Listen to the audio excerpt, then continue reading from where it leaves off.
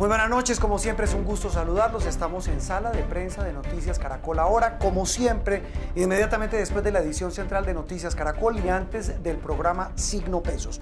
Hoy vamos a hablar de un tema que muy seguramente nos toca a muchos en Colombia, en América y en el mundo.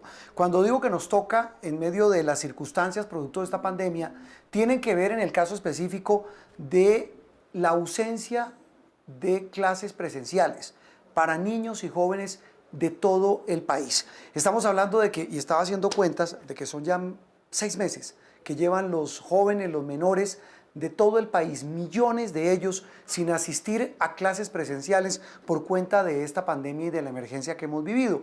Lo mismo ha ocurrido en buena parte del planeta, donde ya en muchos lugares donde se han reabierto actividades, donde se ha empezado a recuperar el ritmo habitual de la producción y de la vida cotidiana, pues entre esa se ha recuperado el regreso a clases. Ha pasado en Estados Unidos, está pasando en Europa, en algunos países de América tímidamente está ocurriendo, y en el caso de Colombia, pues la situación es compleja. Y hoy hemos querido volver a hablar de este asunto, del cual ya nos hemos ocupado con psicólogos, con profesores, con pedagogos, con directivos de colegios, por una carta que tengo en mi poder, que les hemos mostrado a ustedes en las ediciones de Noticias Caracol. La carta se titula Educación Segura Ya, y es una muy extensa misiva, una carta abierta, que pues tiene unas consideraciones fundamentales que pues son devastadoras, son demoledoras, del daño enorme que han sufrido nuestros niños por cuenta de la no presencia en las aulas, por cuenta de las clases virtuales y también por cuenta de los niños que no han tenido oportunidad de estudiar, especialmente en zonas rurales y en zonas deprimidas de las grandes ciudades, por no tener acceso a internet o a un computador para poder hacer parte de las famosas clases virtuales o el teleestudio. Dos de las firmantes, una carta que firman además exministros de educación, rectores, exrectores de universidades, rectores de colegios públicos y privados, algunos políticos, pero más allá de eso, repito, es una misiva con profundas reflexiones que queremos hoy compartir con ustedes. Muchos de ustedes que nos ven son jóvenes, también padres de familia, que, repito, es un tema que nos toca a todos. Uno de las personas que firman, de las personalidades que firman esta carta, es el profesor Moisés Basserman, exrector de la Universidad Nacional, profesor universitario, académico y una persona también que muy gentilmente nos atiende siempre para hablar de estos temas. Profesor Basserman, un gusto saludarlo. Gracias por estar en Sala de Prensa Noticias Caracol ahora. Gracias, Juan Roberto. Un gusto saludarlo a usted y a todos los oyentes y videoaudientes. Mire, estoy viendo la carta en donde los datos, repito, son demoledores. Dice, el cierre de colegios en el país ha representado un severo impacto al proceso de aprendizaje de todos los estudiantes. La pérdida de aprendizaje, de acuerdo a estimaciones del Banco Mundial, por el cierre de las escuelas y colegios de estos más de 5 meses, podría resultar en una pérdida, repito, de entre 0.3 y 0.9 años de escolaridad. ¿Cómo se logra medir eso, profesor? Y tratemos de traducir el impacto que tiene en el proceso de aprendizaje de los niños.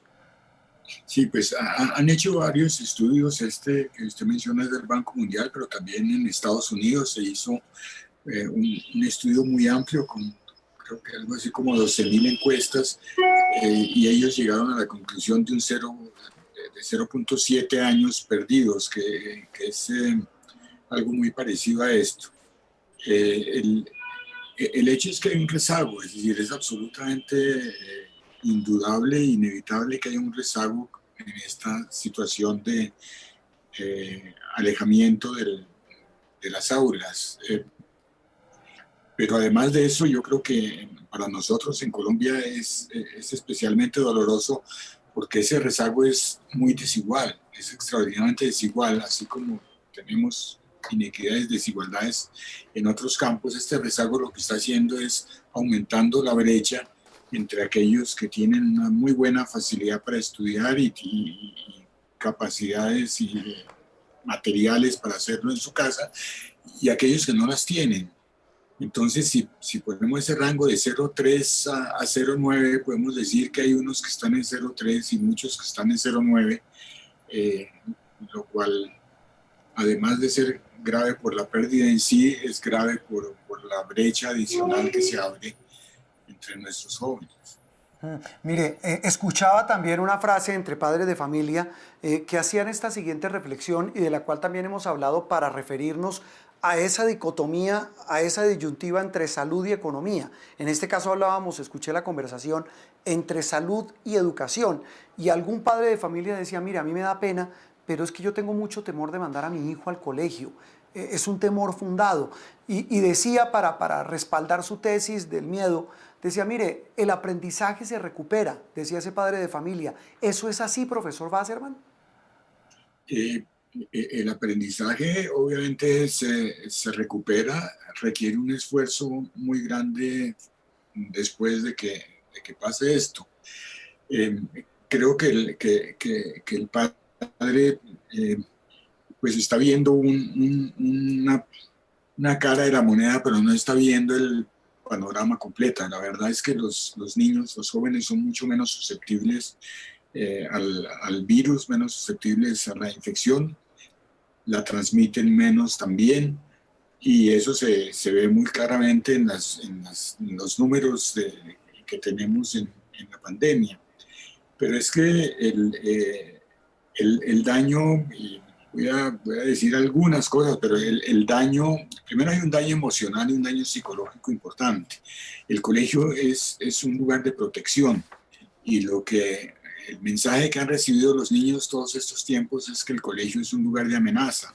Eso me parece que aumenta un mal al mal ya preexistente. Yo creo que hay que entenderlo. Estamos en una pandemia, tenemos que convivir con la pandemia un año más. No creo que sea posible que muchos de los padres imaginen que sus hijos van a estar un año y medio alejados de las aulas. Entonces, pues hay que hacer lo que se puede hacer y lo que se debe hacer, es decir, medidas cuidadosas, medidas sanitarias cuidadosas, pero regresar y tratar de compensar. Ahora fíjense Eso, que la sí. compensación tampoco es tan fácil para todos los casos. ¿Qué pasa con los de 11, por ejemplo? ¿Cuándo Ah, compensan? ¿Cómo compensan para ir a su saber 11, en el cual van a llegar algunos en una desventaja muy grande y no van a poder ingresar a estudios superiores? Eso pues es un ejemplo de las dificultades de la compensación también.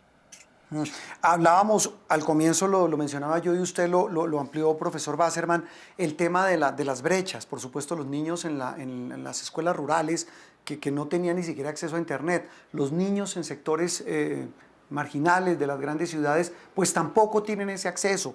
Pero hablando del grueso de niños al que le tocó enfrentar esta situación estudiando desde la casa, ¿qué tanto pudieron haber aprendido frente a un computador y qué diferencia tiene al no estar en un aula, a estar de manera presencial en un salón de clase? Eh, eh, Primero, el grueso no sé exactamente cómo se mide. En Bogotá el 40% de los niños aparentemente no tienen acceso al computador. En las zonas rurales es el 90% el que no tienen acceso. De modo que grueso pues es relativo.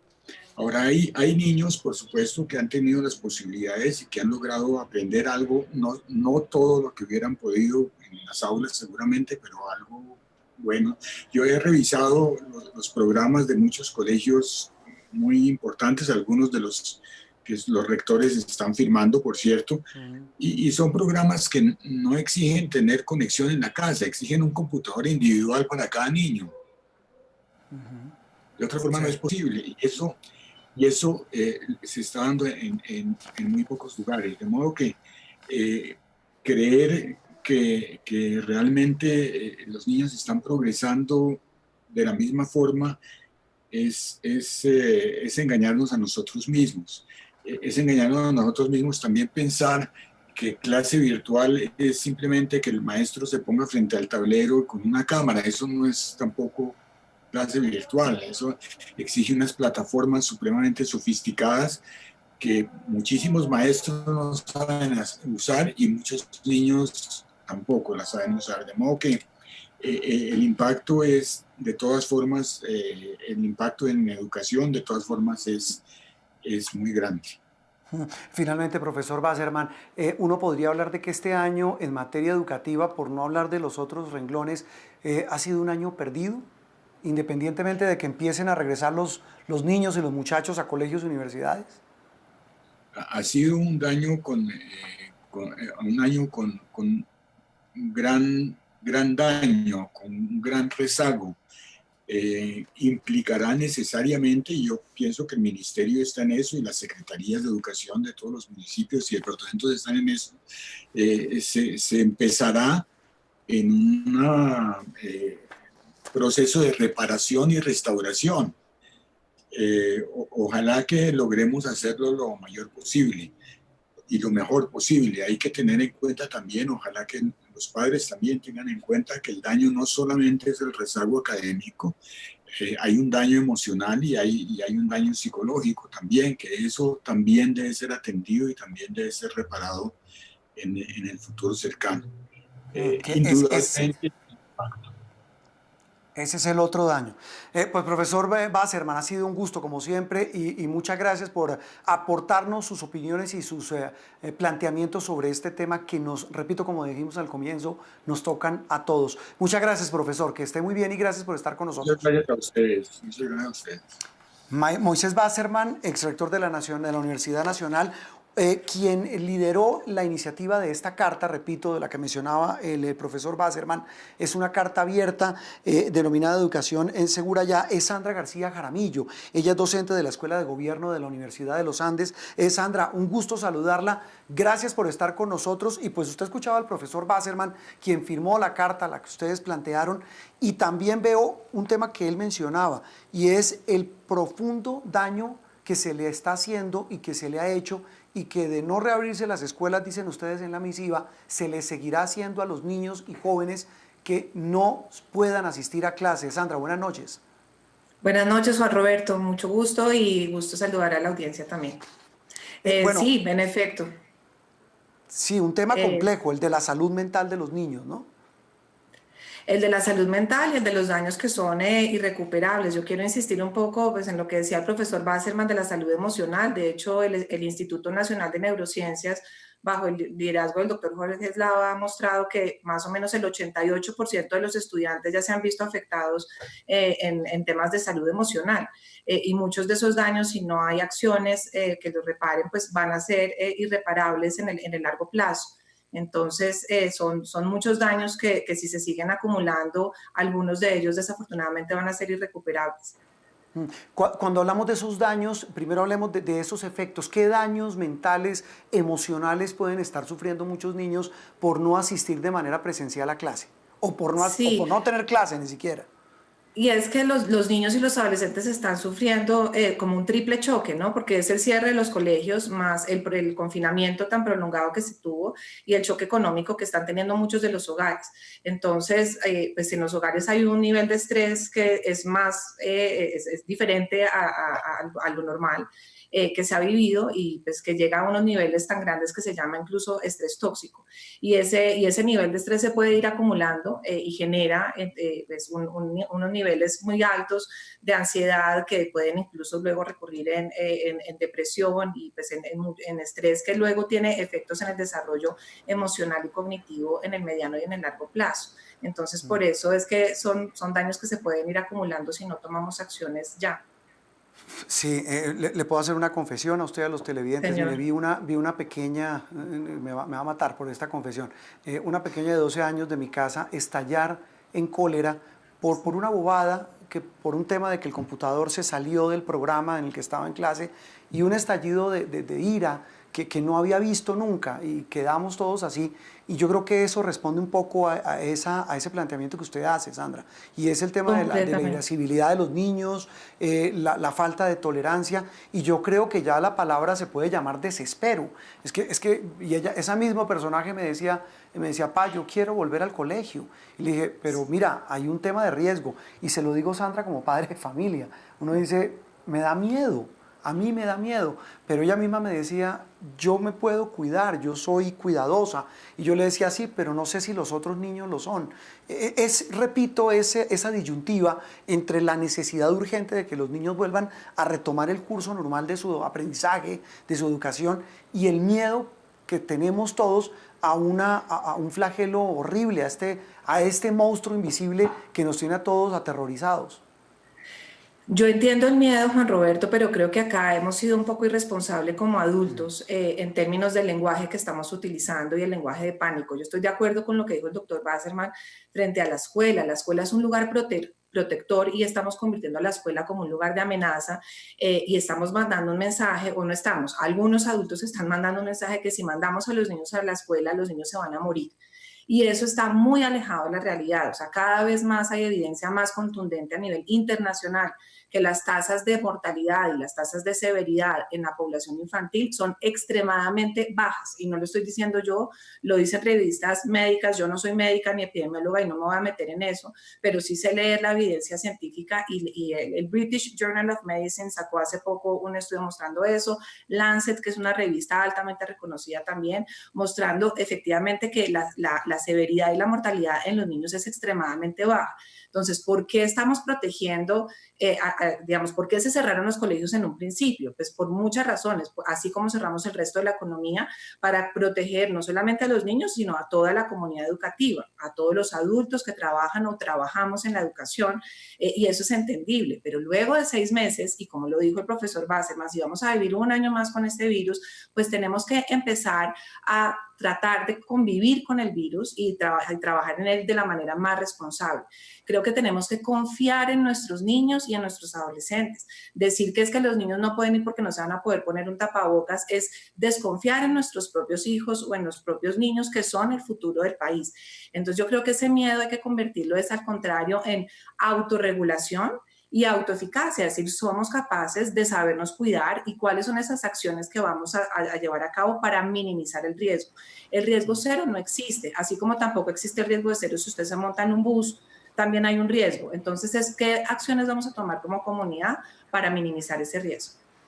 Usted hablaba, o mejor, la misiva, la carta, que hoy se conoció, esta carta abierta, también habla del tema de la estabilidad laboral de los maestros, la otra cara de la moneda. Pero estaba aquí viendo, Sandra, que, por ejemplo, los maestros del distrito, y estoy viendo que también profesores de colegios públicos en Antioquia y en el Valle, dicen no hay condiciones para regresar. Y si nos dicen que volvamos, no volvemos. Ese es también otra pata de esta mesa, de un panorama muy complejo y muy difícil de manejar y de sacar adelante. Sí, efectivamente es un tema muy complejo y yo creo que hay que hacerle frente a reconocer 2 cosas. La primera es que como en otros sectores de la economía, en el sector de los maestros, primero, la gran mayoría se han puesto o nos hemos puesto la camiseta por nuestros jóvenes y nuestros adolescentes. Ha habido un imaginario que los docentes están rascándose la barriga en la casa felices y no, o sea, se nos ha multiplicado el trabajo porque es muy complejo mantener la educación a distancia. Sin embargo, hay que reconocer que pues, la presencialidad se necesita. Y dentro de esa presencialidad sabemos que hay un porcentaje de docentes que seguramente no van a poder volver de manera presencial o porque están en un rango de edad de alto riesgo o porque tienen comorbilidades. Pero así como hemos hecho con otros sectores de la economía, entonces es mirar cómo algunos docentes sí podemos o podrán volver de manera presencial. Entonces aquí la invitación, yo creo, Juan Roberto, más que decir podemos o no están las condiciones, es seamos creativos. Y hay muchas maneras de poder volver, usar espacios abiertos, usar espacios, infraestructura pública en donde podamos tener ese distanciamiento físico. Ahora estamos hablando de tener un tapabocas, de desinfectar. Claro, hay escuelas tristemente que seguramente en el corto plazo no pueden porque no tienen agua, pero entonces miremos qué mecanismos hay para poder, por ejemplo, acondicionarlas y que tengan el agua para poder desinfectar. Entonces, más que un sí o un no rotundo, es qué condiciones y cómo poco a poco vamos adecuando las escuelas, que hay unas que hoy, tanto públicas como privadas, sí podrían abrir.